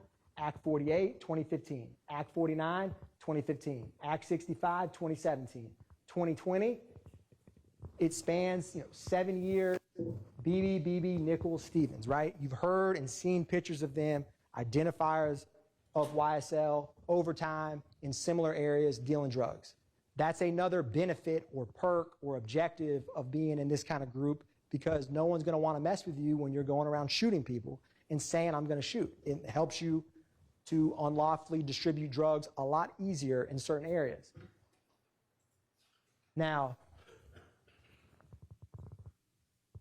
Objective 5 is obstructing law enforcement, right? So you've heard about this in multiple ways. This is intimidation of witnesses, because that helps the enterprise, because then you can't get caught. Maybe you can fool or deceive a juror, a detective, a pattern, repeatedly, publicly saying you'll lie to all your family and friends and then come in here and tell the truth, basically saying, hint, hint, why can't you lie in court? And you need to get killed. And then agreement where all of them benefit and know and participate in this. So what evidence do we have of attacks on law enforcement? Well, one of the first acts you saw is Trontavia Stevens, where you heard from the vehicle that was stolen and Officer Pettis, and there was that firearm and that yellow bucket where he tried to go and arrest Stevens, who has this slime tattoo on his body, and then he brandished a handgun, pointing it at the firearm. Intimidation. Now, that officer was undercover, right? But he's trying to stop him and apprehend him, and he's just basically, I'm above the law, right? The same message that Shannon Stillwell is saying in present day. They don't think they could be held accountable. Police can't stop me. Now, we've talked about the armed robbery of Derek Dotson, but this also proves this objective, and I'll show you why. That's former and present. That's the... Little nigga DK shot at 12, nigga. Yeah, he said it. For no reason, boy. For no reason. He's shooting for no reason. He's shooting at 12, the police, for no reason. Shooting at child. Yeah, that nigga just stopped. Boy, for no reason, Carter. That's Adrian Bean's words, right? And then he got it on him. And he got the screen up on him. Bloody DK. You know what I'm saying? Bloody DK, and I got the strap on me, and he throws up Rock Crew at the time. And he's just shooting at 12 for no reason. Another attack on law enforcement that, again, you don't want to get caught. You just tried to rob Derek Dotson, so you don't want to get apprehended by the police. Officer Rogers. You're going to hear what people say before and after some of this and their viewpoint on shit. And that's Christian Eppinger in the Cleveland Avenue area shooting Officer Rogers. That's not just words. That's a mentality of, again, slimes are above the law, and it's a public message of that. I can't think of a more clear, raw example of that than this. Don't just believe what they say, believe what they do. And he's just trying to arrest him for a warrant. And what does Rodelius Ryan say after this happens? If you look at his TV screen, you're going to see Officer Rogers' photo pop up, and this is the message he has for his fellow YSL gang member after he just tried to attempted to murder Officer Rogers for doing his job. Yeah, man, free Free my nigga Big Brish, man. Here's Officer Roger. Yeah, man, live the chain gang. Fuck that boy. Fuck that boy. Spank that baby. Yeah, man. Free my nigga Big Brish, man. Fuck the DA. Ain't we catching the bun on this shit. Yeah, we about to catch that bun, fuck nigga. We coming to get you. You know what it is. Yes, sir. That shit in the hood right here, gang. Free the gang. That's in the hood. Yeah, YSL shit. YSL shit. Yeah. Just like the song Slap said, me. YSL shit, killing 12 shit. This is Ryan bragging and boasting about his fellow gang member trying to shoot Officer Roger. And then he says slap, right? This shows you how they view the enterprise. Yeah, man. Free my nigga Big Brish, man. By the way, the gang way. Big Brish with the big head, man. They gave my nigga a bun today, man. Smell me. YSL. Overt Act 180. This nigga lie to your kids. You know, so Ryan's words there are kind of telling, right? Because he views what Eppinger did on the one hand by himself as a collective, we, us, he's with me, and he's saying YSL and SLAT, because it boosts your street cred. Quite frankly, it boosts your street cred to shoot at the police. And that furthers your gang because you get more of a reputation. And that's what you've heard from the gang detectives and seen why Ryan would have this positive reaction and collective us to Eppinger doing that. It wasn't just Eppinger alone. It's a we, it's a us. And any overt act done to further the conspiracy is held against everyone, to include these defendants. Because when you knowingly and willfully join a criminal enterprise, you got to buy the good, bad, and the ugly. Now, we've talked about intimidating witnesses. I started with that video of Jeffrey Williams. What's Antonio Sledge's position You on can lie to your kids, you lie to your mama, but you get in the courtroom and in the investigation room and tell them punk-ass people the God-honest motherfucking truth. Pussy-ass.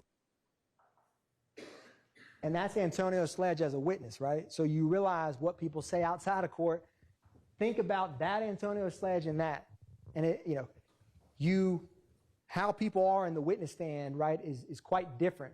But you don't want to get caught. You don't want people to come in here and tell them. It's as clear as that. Miss Bennett, Antonio Sumlin, Quindarius Zachary, Walter Murphy, Kenneth Copeland, about to be Adrian Bean up here, Wooney Lee. You saw their reactions, the awkward pauses, the kind of contemplation of, man, what am I going to say here?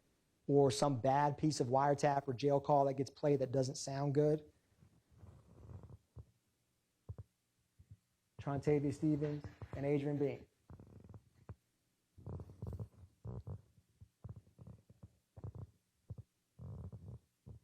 This is alluding to, you heard from Mariah Smith about the threats for her testifying in the murder of Jamari Holmes trial and coming to court. And this is a brain and a rat emoji. She got threats for talking to law enforcement. Again, you don't want people to come forward because it helps Rodelius Ryan not get caught. It helps the criminal enterprise stay abreast. That's an overt action furtherance of conspiracy. What's a pattern of racketeering? So all of these crimes, these aggravated assaults, these murders, it's not, they actually did a pattern, but the conspiracy is, did they knowingly and willfully conspire to join YSL knowing that that could be a possibility? I think it's ludicrous to say otherwise, right? They knew exactly what they signed up for when they tattooed YSL on their body and shot people for YSL. And it can be from anyone. Within 4 years of each other, they're not in it for the long haul. You don't tattoo your face if you're just in something for a couple weeks. It's a permanent thing. And you've seen evidence in present day and evidence in the past that's shown that allegiance. And that's where this agreement, pattern, and enterprise all play together. You have agreement for the enterprise. There's a pattern of racketeering activity, shootings, murders, robberies, that feed and promote the enterprise. That's RICO conspiracy. And it can be by any co-conspirator. But you certainly have overt acts from both of them. What is interrelated? This is key, right? What makes a pattern of racketeering interrelated? Same victims, same accomplices, same or similar intents, results, or methods of commission. With what we've talked about so far, you've seen a repeated pattern. The same opposition group moving together, the same individuals committing it.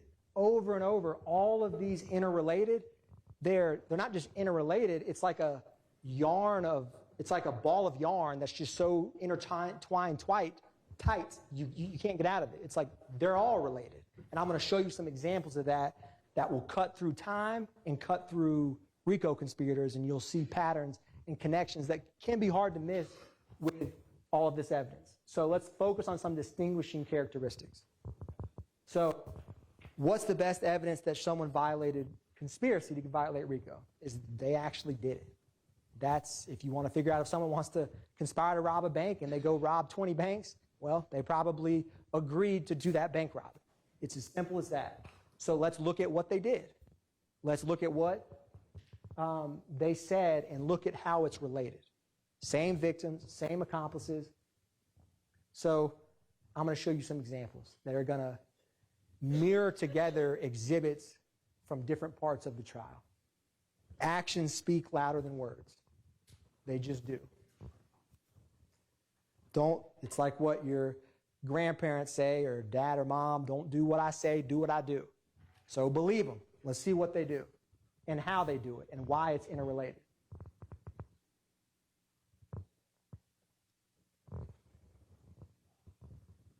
So we're going to see some patterns.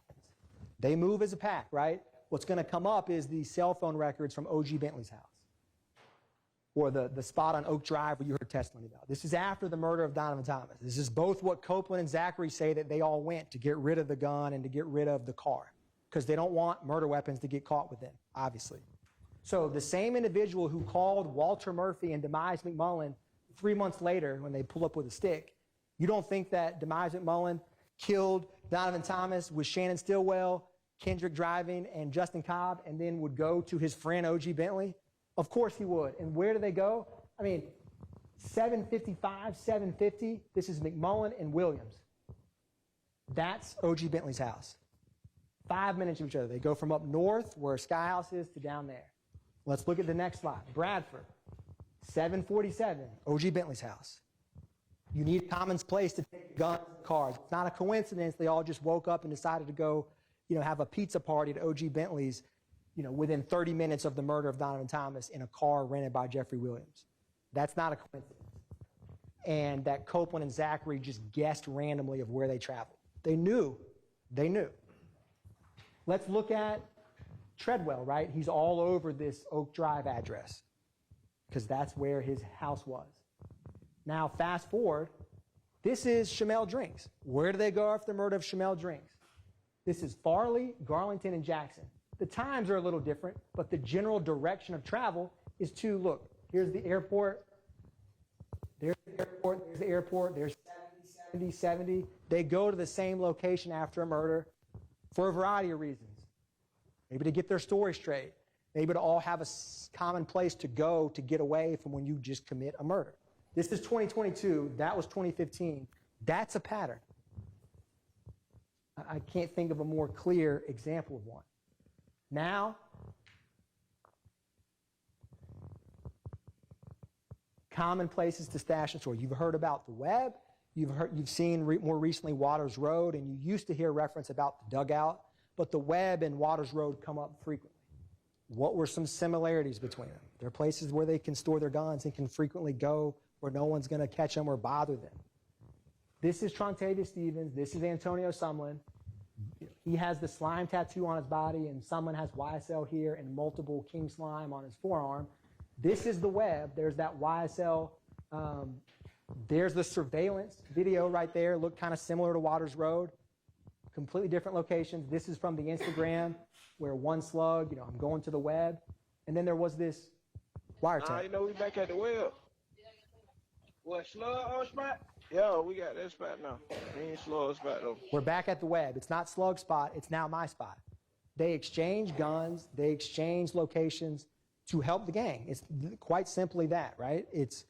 They need a spot to be able to hang out and lay low.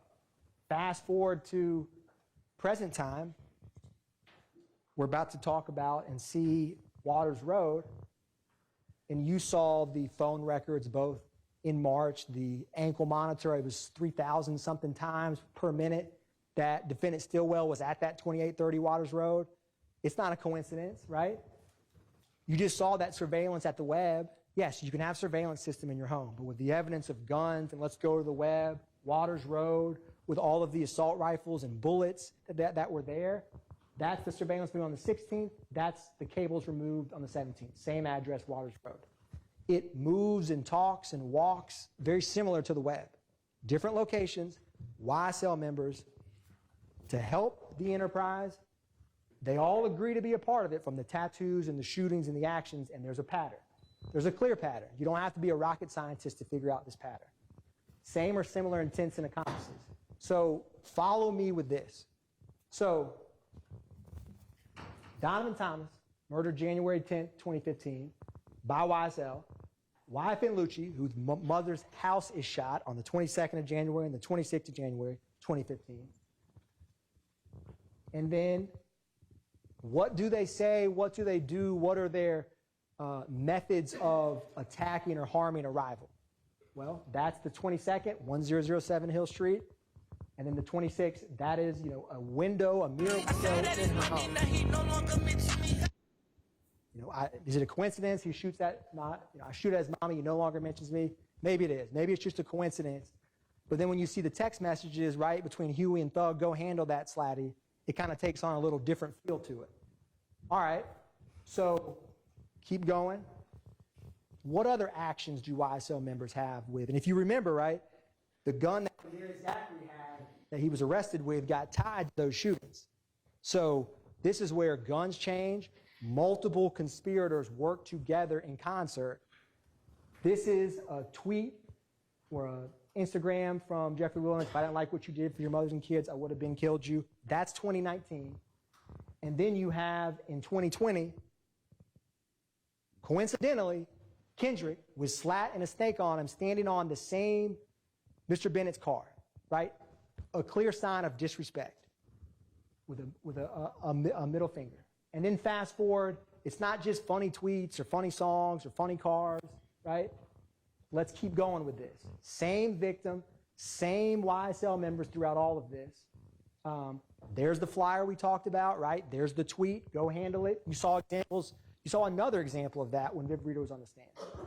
Now, not only do they shoot at his mother's house, murder his friends, tweet at him, disrespect his car, then they try to stab him and actually do stab him in the jail, but they try to kill him is what I meant to say. And you saw the text messages about that. So let's walk through that, right? This is spanning from 2015 to 2022. Agreement, enterprise, pattern. This is when Jaden Myrick stabbing YFN Lucci in the jail. That's YFN Lucci. He's actually stabbed, right? This isn't just some fake violence. Then, this is Shannon Stillwell that same day. They got me on PC with the boys. Oh, there's no PC. And this is Eppinger and Summer. Yeah, hey, find out what I can get for that, bro. Huh? Man, find out what I can get for that, bro. Get for what? You know what I'm talking about. I know what you can get for. I just told you why I'm at. Remember that? Okay, so what you need me to do? Find out what I can get, man. I just told you who I'm in the drawing with. Who you in the drawing with? Lucci, nigga. It's unspoken agreement, right? Why is someone, Eppinger, Kendrick, Zachary have a gun, Shannon tweeting just wet, Lucci's, you know what, ASS up? Not a coincidence. Not a coincidence. Same victims, that's a pattern. I can't think of a more clear pattern. Now let's take this a little bit further. Christian Evans, right? The same one who robbed Trey Hill with a YSL on his face is calling someone who has YSL tattooed permanently on his body and is talking about going to stab Lucci and get permission, right? So these same co-conspirators just work together over time.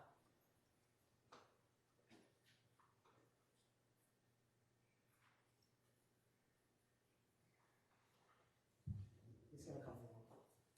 What we're going to show, see, there's some, right? Can't spell slime without me, the biggest.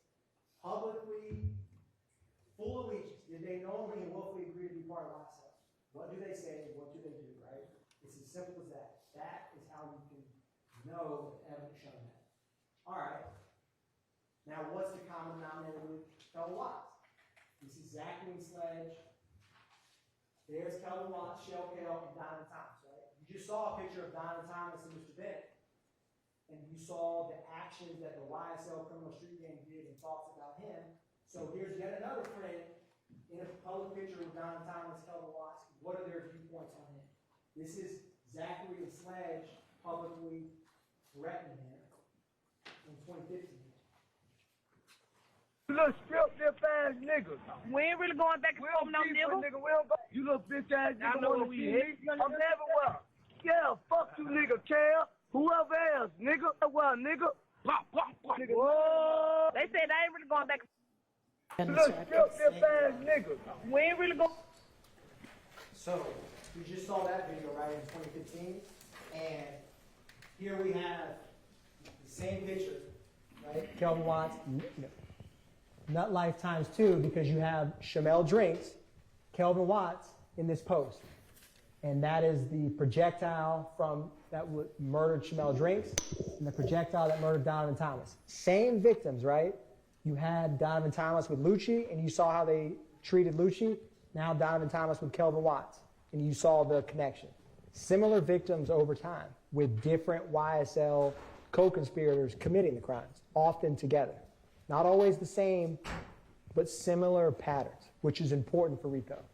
Now, other connections. You heard about, and we got to take Buddy's name out of the song in case she gets whacked. I thought we had to get whacked. You know that shit come down on us. Yeah. Because it's going to come down on us. This lets you know that they try to toe the line to get right to where they can diss an op or say something but have some deniability. And then this is song. That's Garlington. Get shell whacked. It doesn't, yes, it's just a song, but when you're shooting and continuing to promote violence on the same people, that creates a pattern. And that was Danikion Garlington and DeMarco Boyer, who was those phone calls you heard about the night of Shamel Drinks' murder. So what other connections do we have? Well, if you keep going, we talked about this drug sale, right? This is Durante Beebe. Who was with him? Darius Ford, right? This is back in 2020 at, I believe, 151 Cleveland. There's Darius Ford. Now, you have, it should come up here. This is Rodelius Ryan and Durante Beebe, right? So remember this. Ford, Beebe, Ryan, it's like a 6 degrees of separation through different crimes. So follow me here. This is Darius Ford and Rodelius Ryan. We right back running through this shit. Yeah, fuck wrong with y'all, nigga. We right back running through this shit. Fuck wrong with y'all. Yeah, peace and blessings. Gang, peace and blessings like shit. Peace and blessings. This is Rodelius Ryan saying FYFN. Then you have Garlington, right? We got y'all boys. Ryan, Ford. This is Darius Ford. That's Christian Miller. That Garlington's posting, right? It's the YSL enterprise and how they view each other. And if you exact violence on one of them, they're all going to try, or if you get a rival or an op, it's for the gang. It's for the enterprise. And then if we keep going with this, this is 05 Driving Slim. This is Christian McMiller with Rodelius Ryan at Slime Business Rod, right? And he puts the heart emoji in the snake. Then you have Shannon Stillwell and Darius Ford, right? And then you have Garlington talking about spinning it every night. When I smoke, you're not in mommy food. Playing a song where in the mix of shooting night. Shamel Drinks, right? So yes, it's a song, but it has a different context when you know what they do. Barbecue, none. We spin. This is from Ryan's Instagram, right? Slap. This is SB. What's up? Using Garlington's Instagram to Rodelius Ryan, right? There's connections between the co-conspirators, and it shows a pattern where they commit crimes together. It may just be Darius Ford and BB selling drugs, but then it also may be shooting up all of these homes or murdering people, and they work in concert together. Now, it has to have, what is an enterprise, right? In this case, it's the criminal street gang. It's got to have a common purpose. It has to have a common kind of ongoing nature. It doesn't have to be a formal, like, employee roster or something like that. It can be a loose or informal relationship amongst them. It's as simple as that. You've seen how the way that YSL, the common identifiers, and the way that they act and speak in concert shows that they have, I would argue, more than a loose relationship with one another. In determining it, you can use the pattern to prove the enterprise. This is where the crimes themselves and how they're committed kind of help you in, is there an enterprise? Well, the way that they work in concert shows you that there is. And I misspelled, there's always one word in every slide, and I've checked this thing 20 times, so I apologize. Racketeering. I knew there'd be one. Okay. So, is this a RICO? Right? Yeah, Uncle had wanted me to call you. The man got jumped on. I know it. That's why I was telling y'all, last time I told you, I say when Lil Miles leaves the classification, make sure y'all tell him to hit so a nigga know we what's called going on. We called you soon. He got up there, but see what Uncle was trying to see. They were saying it was a mob nigga and some 9 dude niggas jumped on, bro. Yeah, we just heard the same thing too. That's why we trying to figure out who the fuck up there mob and probably jumped in with some YFN niggas or some shit. Yeah, that what folk were trying to call you and see like who the hell that was. So, do it for Phil, right? Trying to get protection is with, in the other car with Parmavius Nichols after the murder of Shamel Drinks. Talking about Unfunk, do it for Phil, the person who's hashtag top shotter, happy snake day at Slime Business Ride, is Miles Farley. The same person who's in the Ford Fusion with Parmavius Nichols when they're at the gas station and then pulls out behind Shamel Drinks, right? So you see this connection and support where when one goes in jail and someone tries to jump Farley, the gang gets protection. And they may use an allied gang. That's a pattern, and it's to further the enterprise because you don't want to get caught or get harmed. So take it a step further. This is Christian Eppinger, YSL Brish. That's Unfunk he's posting. Here's Eppinger, Wooney Lee, and BB, right? Only the Slimes all together. Now, when you have Unfunk, Garlington, and Sumlin, so you have Eppinger in 2016 saying free Unfunk, right?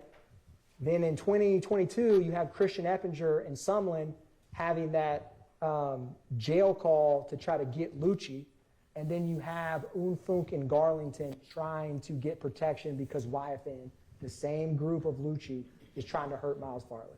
So there's connections between the acts. There's patterns in the interactions amongst each other. And if you take it a step further, then you have Wooney Lee with Shannon. You heard about No Slime Left Behind. Wooney Lee with Kendrick, actively promoting the gang. Yes, it may just be a photo, but when people think you murdered people, shot people, and got away with it, it has a different context to that. It has a much different context. What is Kenneth Copeland roughly 2 weeks before this indictment? How is he interacting, right? He comes up here like everything's in the past. This is Kenneth Copeland. He heard somebody. Police been lock up 43, they got a 43-man indictment. That what Font said? That what Toon said. I don't know, he ain't told me that. Yeah, he said that what he heard, but you know, he probably just talk, ain't no telling. Yeah. Yeah. What you think for what? I had Jake out of what's the name of him? What you say for what though? He just said Rico, I guess. Rico, I guess. That's what he said. But I don't know how true it is. I told that shit, let's stay off Instagram. Better stay off Instagram. Yeah. Not like Rico. Yeah. What Rico? I'm not a criminal enterprise, right? They're casually Copeland, and it kind of makes you think when he's in this witness stand, like, I'm a changed man or I don't hang out with them anymore, right? This is him in April 23rd of 2022. If you look at the indictment date, it's May 9th, 2022. That's 2 weeks before that indictment. And he's calling Garlington, who he said told him about what happened, that all of these 2 defendants when they murdered Donovan Thomas.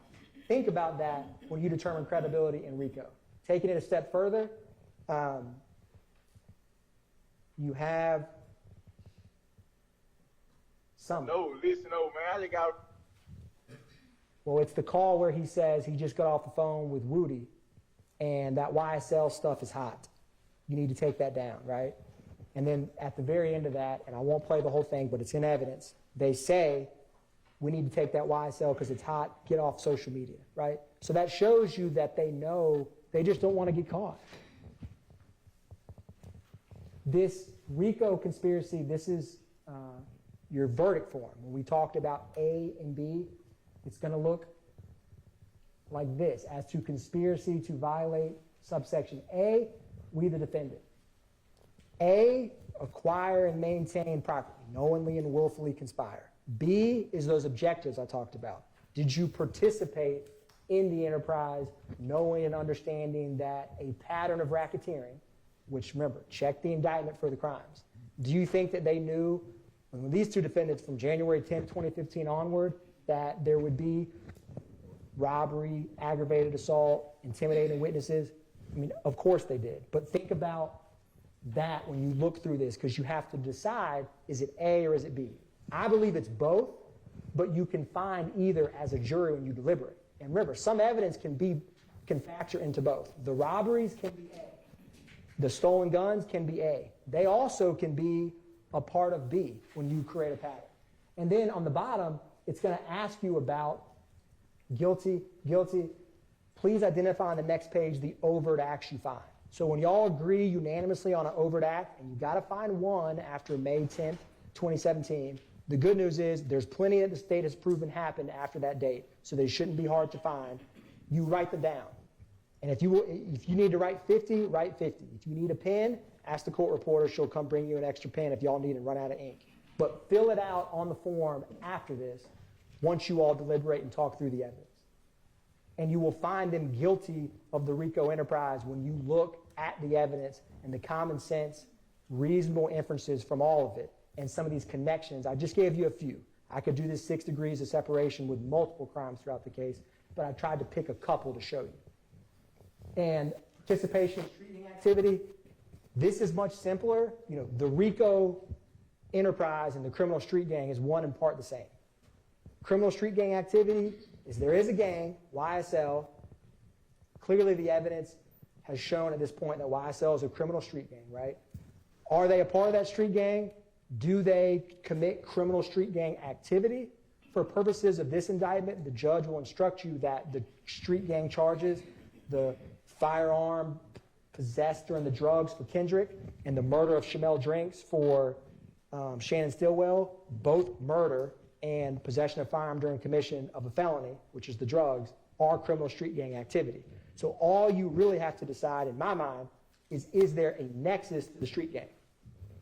And I'm going to, this goes on to explain criminal street gang activity, which the judge will tell you that for these crimes, they are street gang activity. You just have to find Kendrick and Stillwell and the YSL street gang, which for all intents and purposes is the same as the criminal enterprise we've just been describing. And I'm going to, B is in order to maintain or increase status. So you'll see Shannon Stillwell has B. When he murdered Shamel Drinks, do you think that was in order to boost his YSL street cred and increase his status? Of course it was. He had no personal disagreement with Shamel Drinks. The only reason to murder him is because you saw all this public posting about get back, revenge, and he has that tweet I had earlier of up the score. That, when Shannon Stillwell committed that murder, it was to further the street gang. There's no other reason that makes any sense. And it would certainly boost his common signs, symbols, and tattoos. I only have a snippet. This is very similar to the first witness belt nap, right? Y'all have heard ample evidence of all these identifiers. You've heard about slat, slime, the lizard, the snake, the green, Copeland with the hand sign. Y'all are basically gang experts at this point, probably yourselves, because you've heard a lot about it. But it's important to show you the evidence over time. Tattoos, I've talked a lot about these. I think it's important to, these permanent YSL lifestyle. This is Trontavious Stevens. That's Antonio Sumlin. That's Antonio Sumlin. That's the Diamante Kendrick. Slime Life, YSL. And then you have face tattoos, Javon Fleetwood. Then you have Walter Murphy's going to come up and Christian Eppinger. public YSL tattoos on their face, essentially a walking billboard for the enterprise. And if you commit a crime with that on your face, it's to help let people know this is from YSL. Going a little bit further, 3 or more members, clearly there's 3 or more. RICO was 2 or more, gang, you need at least 3. So you can't have a gang of 2 under the law. It's the same principle. That block is easily checked as an element. This is just pictures of multiple. This is Rodelius Ryan adding all of the slimes. This is Kendrick, Copeland, Zachary, ball up them slimes back in 2014. And that's Trontavia Stevens, again, showing you how they publicly accept and acknowledge the gang, or at least when they're outside of a courtroom. Going further, this is Quindarius Zachary, November 6th, 2014. Well, I'll keep going, but it's the video y'all watch where he says YSLD, big bullets, and he's pointing a gun at a camera. That's just him publicly. And then firearms, right? This criminal street gang is armed constantly. These are some examples of acts where this is Shannon Stillwell with that firearm, Trontavia Stevens with this firearm. Going further, that's Christian Eppinger with a stock of guns. YSL Brisk, who said they want smoke, that's Zachary, still don't know any better. YSL Little D. They have these firearms because they use them. They're not sport hunting, they're not collecting them, they're shooting people with them, as you've seen repeatedly. This is Waters Road, the drum magazine, the double magazine where it's taped together. That was the stolen one from the cargo. I'm just showing you examples, and if you think about it, it's quite a lot of guns, either in photographs or physically introduced. Why do they need them? For the enterprise, and for the context of this, the street gang. This is from May 9th, 2022. All of the guns in the home. Again, 2022 and 2015, they all are stopped and have and use firearms. That's the violence. That's the tool for the street gang. More firearms. This is from Rodelius Ryan in the middle with 6 firearms. This is Zachary with an AK, Zachary with an AK. This is Shannon Stillwell with nothing compatible in the trenches but a carbine, right, in 2020, over at Act 115. Over and over and over, they show you we have guns, we use guns, we're not afraid to use it. Believe them. The evidence has shown it. Gang detectives, I'm not going to go through everything. I think you've heard a lot, right? And what they talked about was not fantasy. Gaither and Dennis, when they talked about getting woken up in the middle of the night with all of this 2015, they interviewed Walter Murphy. They interviewed Quindarius Zachary. They interviewed Copeland 6 times. Not an easy task. All of that stuff they did repeatedly. They didn't, and they all acknowledged. This is Jeffrey Williams. The cops asked them all. They know my business in all the jurisdictions. They all testified about YSL Street Gang, identifiers, identified members. Are they all wrong? Are they all just, Gaither and Dennis are just making up crimes? No. YSL is a criminal street gang as shown by their actions. And Detective Belknap discussed the origins of Rock Crew, how it became YSL. He also mentioned how YSL, the street gang he started hearing about in schools before the record label was formed, and the rival between YSL and Inglewood family. I just simple 2 words, or I guess it's 3. 2015 first wave. This is waves of violence and a tsunami of evidence about a criminal enterprise operating throughout. And the second wave, Viv Rito told you about it. She told you about all these back and forth shootings in 2019 and 2020, and she talked about what was going on in just 1 month, March of 2022. And all of these social media she was clipping by, it seemed like almost the hour, to show this public disrespect. Same group, same victims, same rivalry in YSL and YFN. Nothing has changed except time. That's how you know it's a criminal enterprise actively afloat. May 9th, 2022. So for Kendrick, he's with Duke, Martinez Arnold in 2015 when they're stopped by Trestle Tree. You've seen the photographs of the marijuana and the firearms. He's in Jeffrey Williams' house.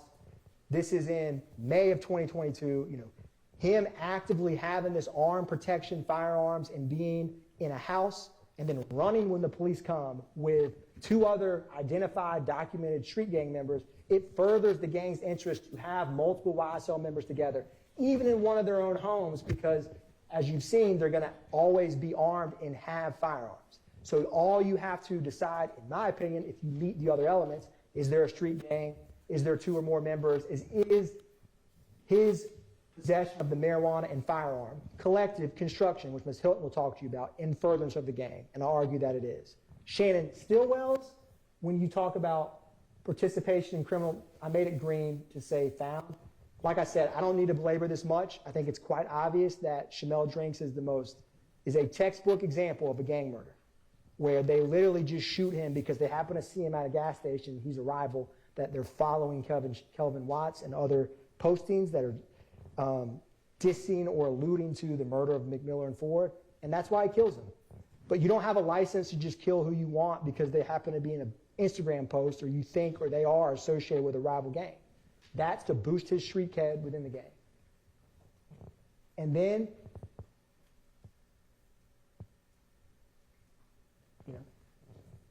every slime plays nasty. What does Wooney Lee say about that? Yeah, they can argue that they're just trying to watch the local basketball game on the nightly news. And ESPN got a bomb on me because we blowing niggas down. He's got a gun and says ESPN because we're blowing people down. I mean, I don't know what else to say. This is Kendrick's tattoo. You're going to see, this is Miles Farley. ESPN tattooed on the back of his neck. This is going to be Christian Effinger coming up here. Rise and Slime, ESPN, and then I didn't clip it in there, but there's the song that Shannon Stillwell himself made where he literally says, every slime plays nasty. So these are common phrases, identifiers, and by nasty, they mean violence. You've seen it. Going a step further,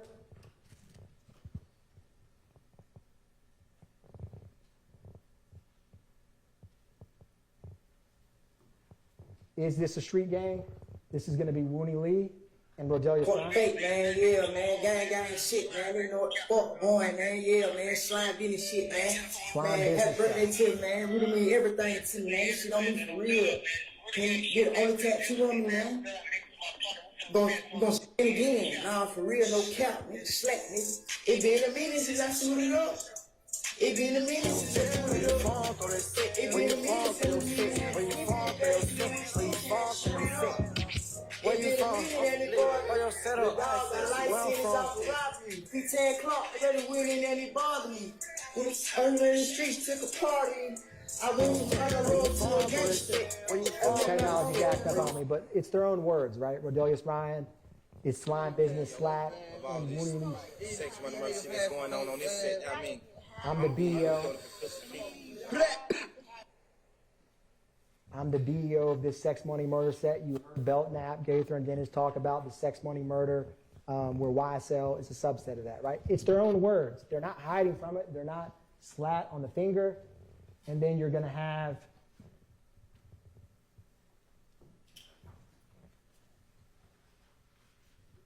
again, Miles Farley, when the OGs don't feed, it boosts up the crime rate, right? They're actively telling you what they're doing, which was in Rodelius Ryan's Instagram. You all saw this video. Again, take them at their word. Don't just take mine. Wipe your nose, nigga, nose. Wipe your nose. Yeah. Big B. Big B. Yeah. I know this shit. Little baby rollout. Little baby rollout. Little baby rollout. Cute rollout for a small child. Sleeve that can't fucking bleed the slump in the fucking trenches, man. Sleeve fucking hate it, man. Right now in the trenches, keep pistols. Oh. Light you bitches up. And they do keep pistols, and they do light people up, which means shooting at them. What is YSL about? I said the deception. You have the flash and the fame and the lifestyle, and it's all a joke. And then you have the reality of YSL street gang members exacting violence on members of their own community repeatedly over the years with impunity. The intimidation. I think y'all all know well what we've shown and walked through, the violence publicly about witnesses who come in and testify, the way that people get YSL amnesia, as I call it, when they sit in the witness stand and they can't remember entire years of their life. It's not believable, except there's real fear and there's real trepidation to coming into a court and testifying. Destruction, I don't have to go on this long. It clearly, has their actions and crimes have destroyed pockets of the communities in multiple communities in Fulton County. And death. You've heard about the murders that they've committed repeatedly. It's not just words. In Fulton County, you can get a driver's license, you can get a fishing license, but what you can't do as a criminal RICO enterprise is no one's above the law, and you don't have a license to kill, and you don't have a license to operate for impunity for a decade at citizens in Fulton County. Because it doesn't matter in Fulton County if you're the richest, if you're the poorest, it doesn't matter anything about who you are. You don't deserve to be victimized. And a criminal enterprise has a lot more power and strength. And the crime that they've done, the pattern, the evidence, the agreement that they've had from publicly proclaiming it is clear. That this RICO enterprise is very real. It's not just, it's more than just a conspiracy. It's alive and active. They willingly and knowingly agree to it. And they don't think that anyone will hold them accountable. But as you, as reasonable, fair-minded jurors, when you deliberate and walk through the evidence and you compare the evidence with the law from the judge, there's no conclusion but guilty on count 1 RICO. And I argue it's both subsection A and B, but that's for y'all to decide. And these crimes charged, the criminal street gang and RICO, I ask you guilty on all those counts. Ms. Hilt will talk to you after defense, and we'll talk to you about why the defendants are guilty of the charged murders of Donovan Thomas and Shamel Drinks. Thank you.